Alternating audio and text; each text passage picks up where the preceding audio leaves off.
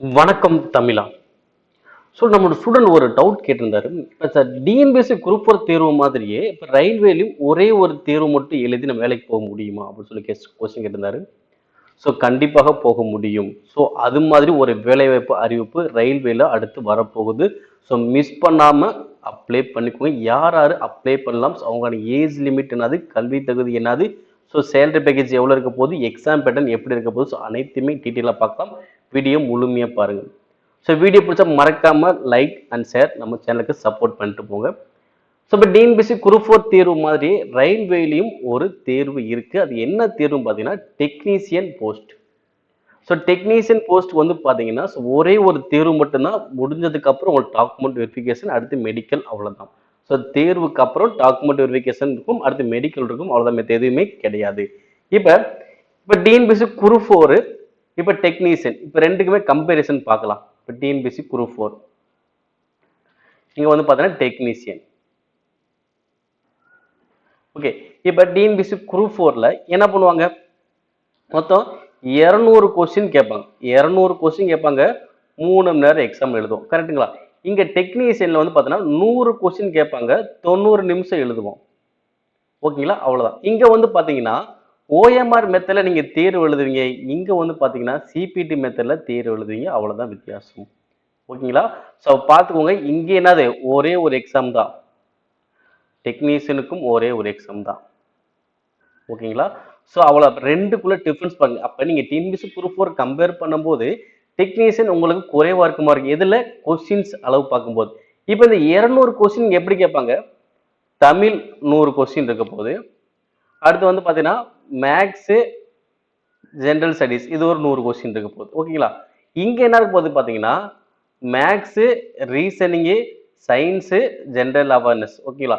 இது எல்லாமே சேர்ந்து 100 கொஸ்டின் இருக்க போகுது, அவ்வளோதான். ஓகே, அப்படிங்க பார்க்கும்போது நீங்கள் டிஎன்பிஎஸ்சி குரூப் 4 அந்த தமிழ் 100 கொஸ்டினுக்காக நீங்கள் என்ன பண்ணணும், நல்லாவே படிப்போம். பட் இங்கே ரயில்வே பொறுத்தளவுக்கு அந்த 100 கொஸ்டின் இருக்காது, மற்றது. ஓகேவா? இங்கே நம்ம என்ன பண்ணுவோம், மேக்ஸ், ரீசனிங் பார்ப்போம், சயின்ஸ் படிப்போம், ஜிகே படிப்போம், கரண்ட் அஃபேர்ஸ் படிப்போம். இதை மட்டும்தான் இங்கே என்ன பண்ண போகிறோம், நம்ம படித்து எழுத போகிறோம். இங்கே 100 கொஸ்டின். ஓகேங்களா? ஆனால் இங்கே என்ன, இங்கே நெகட்டிவ் மார்க் இருக்காது டிஎன்பிசியில், பட் இங்கே வந்து நெகட்டிவ் மார்க் இருக்கும். ஓகேங்களா? 3க்கு 1 நெகட்டிவ் இங்கே இருக்கும், அவ்வளோதான். மித்தபடி எந்த ஒரு மாறுபாடு இல்லை. ஒரு எக்ஸாம் நீங்கள் நல்லா ஸ்கோர் பண்ணிட்டீங்கன்னா நீங்கள் வேலைக்கு போகிறது உறுதி. இதுவும் பார்த்தீங்கன்னா இப்போ இந்த ஆண்டு 2025 ஏஎல்பி நோட்டிஃபிகேஷன் வந்துருச்சு. அதற்கப்புறம் 2025 டெக்னீஷியன் தேர்வுக்கான நோட்டிஃபிகேஷன் வரப்போகுது. ஓகேங்களா? அப்போ இந்த டெக்னீஷியன் தேர்வுக்கு யாரெல்லாம் அப்ளை பண்ணலாம் சொல்லிட்டு பார்த்துலாம். இப்போ இந்த டெக்னீஷியன்ல வந்து பார்த்தீங்கன்னா உங்களுக்கு தனி ஒரு வேலை அறிவிப்பாகவே உங்களுக்கு தனியாக வரும். இதுக்கு மேலே பார்த்தா ஏஎல்பி டெக்னீஷியன் கம்பைன் பண்ணி வச்சிருந்தாங்க. இப்போ அப்படி இல்லை, டெக்னீஷியன் தனி. ஓகேங்களா? இப்போ இந்த டெக்னீஷியன்ல 2 கிரேட் இருக்கு. ஓகேவா? ஒன்று டெக்னீஷியன் கிரேட் 1. ஓகேவா? ஒன்று வந்து பார்த்தீங்கன்னா technician grade 1 signal, grade 1 signal. இன்னொன்று பார்த்தீங்கன்னா டெக்னீஷியன் கிரேட் 1, அவ்வளோதான். Grade 1 technician. மொத்தம் இங்கே 2 இது பார்த்தீங்கன்னா ஒரே இது அனௌன்ஸ் பண்ணுவாங்க. 2க்குமே ஒரே ஒரு எக்ஸாம் பேட்டர்ன் தான். ஓகேங்களா? இப்போ இந்த கிரேட் 1ல ஏஜ் லிமிட் எப்படி இருக்க போகுதுன்னு பார்த்தீங்கன்னா 18 to 33. ஏஜ் எவ்வளோ இருக்கணும், 18 to 33 இருக்கணும். இதே இந்த டெக்னீஷியன் கிரேட் 1ல கிரேட் 3. ஓகேங்களா? இது டெக்னீஷியன் கிரேட் 1 சிக்னல், இது டெக்னீஷியன் கிரேட் 3. ஓகேங்களா? இதுல ஏஜ் லிமிட் வந்து பார்த்தீங்கன்னா 18 to 30 வரைக்கும் இருக்கணும். ஓகே, அடுத்து இவங்களுக்கான சேலரி. ஓகே, இவங்க சேலரி வந்து பார்த்தீங்கன்னா கிரேட் 1 சிக்னல்ல 29,000 பிளஸ். ஓகே, 29,000 பிளஸ் உங்களுக்கு சேலரி இன்சியல் பேவே கிடைக்கும். இவங்களுக்கான சேலரி வந்து பார்த்தீங்கன்னா இன்சியல வந்து பார்த்தீங்கன்னா 20,000 பிளஸ் உங்களுக்கு கிடைக்கும். ஓகேங்களா? அடுத்து கல்வி தகுதி.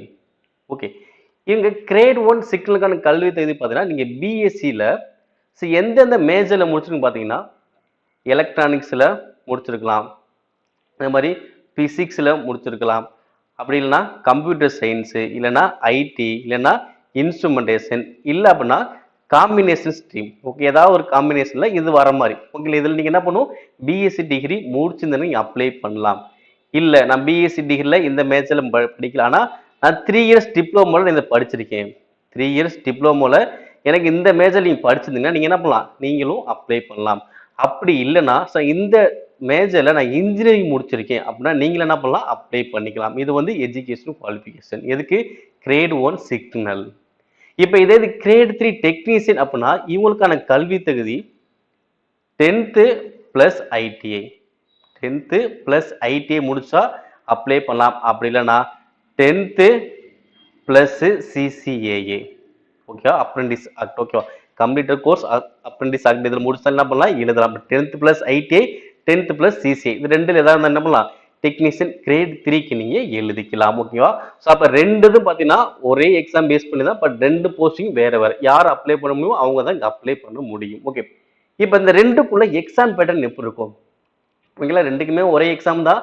இப்போ டெக்னீஷியன் கிரேட் 1 சிக்னல்,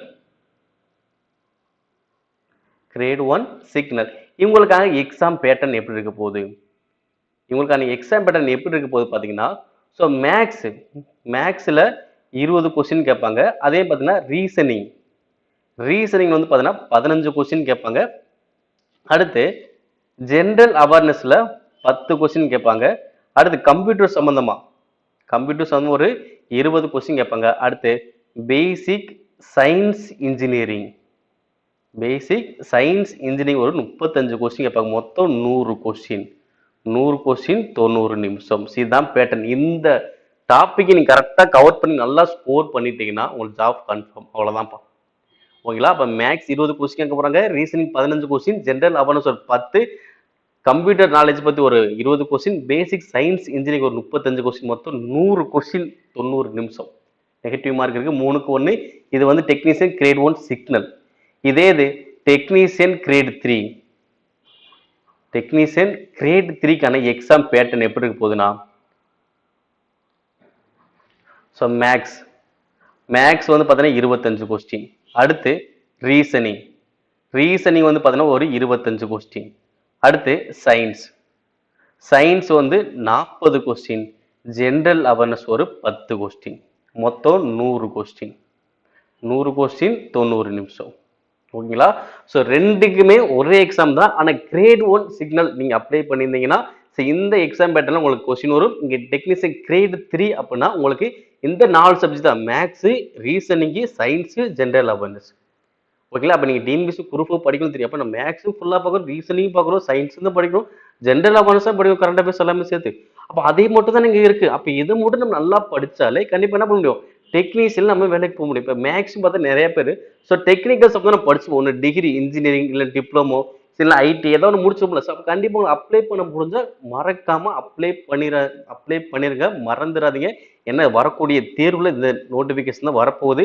ஸோ இதுக்கு முன்னாடி வந்து பார்த்தோன்னா ஒரு நல்ல வேகன்சி அனௌன்ஸ் பண்ணியிருந்தாங்க. இந்த வருஷம் பார்த்தா ஒரு 8,000 10,000க்குள்ளே இந்த வேகன்சி வர வாய்ப்புகள் இருக்குது. ஸோ எல்லாம் மிஸ் பண்ணிடாதீங்க. ஸோ நோட்டிஃபிகேஷன் வரும்போது நம்ம இன்னும் டீட்டெயிலாகவும் பார்க்கலாம். ஸோ அதே மாதிரி டிஎன்பிஎஸ்சி குரூப் 4 தேர்வு மாதிரியே ஒரு ஆர்ஆர்பிலையும் ஒரு தேர்வு இருக்குது. ஸோ அப்படின்னு நம்ம சொல்லியாச்சு. ஸோ நிறைய ஸ்டூடெண்ட்ஸ் கரெக்டாக பார்த்துருப்பீங்க. வீடியோ முழுமையாக பார்த்து ரொம்ப நன்றி. ஸோ வீடியோ பார்த்துட்டு ஸ்கிப் பண்ணி போயிடாமல் நம்மளுடைய சேனலுக்கு உங்களுடைய சப்போர்ட்டை கொடுங்க. ஸோ சேனலை சப்ஸ்கிரைப் பண்ணுங்கள், உங்கள் நண்பருக்கும் ஷேர் பண்ணுங்கள். நன்றி.